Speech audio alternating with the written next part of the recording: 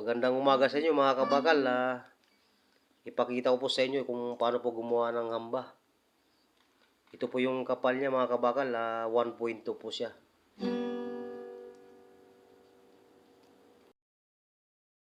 Ito po yung mga kailangan gamit natin mga kabakal.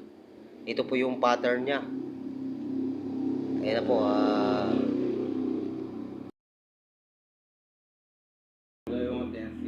Ito na mga kabakal.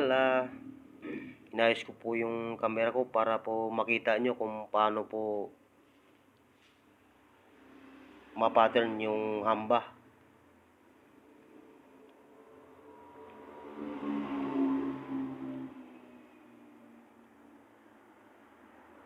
Ito po ngayon mga kabakal, yung mga pukpok na yan, yun po yung pattern niya. Yan po yung ibibin natin mga kabakal, yan. Yan yung mga pukpok po na yan.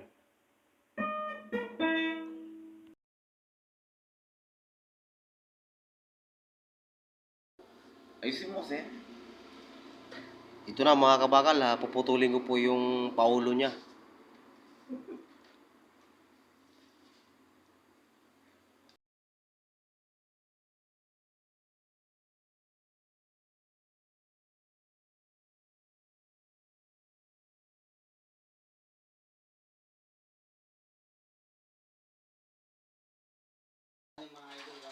Ito na po mga kabakal, gugupitin ko na po ito, yung mga pinukpok ko na to. Yan.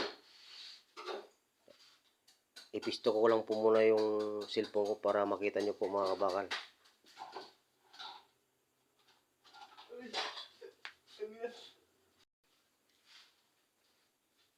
Ito na mga kabakal, gugupitin ko na po siya.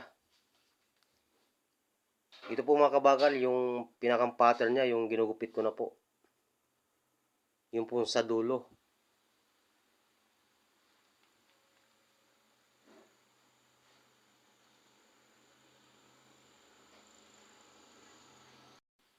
Medyo matagal na po itong paggupit ito mga kabakal. Naka-fast forward na po ito. Hindi po ganong malapit yung camera mga kabakal kasi wala pong sandalan. Ito na mga kabakal, patapos na po ako magupit. Ayan na, nasa dulo na po ako.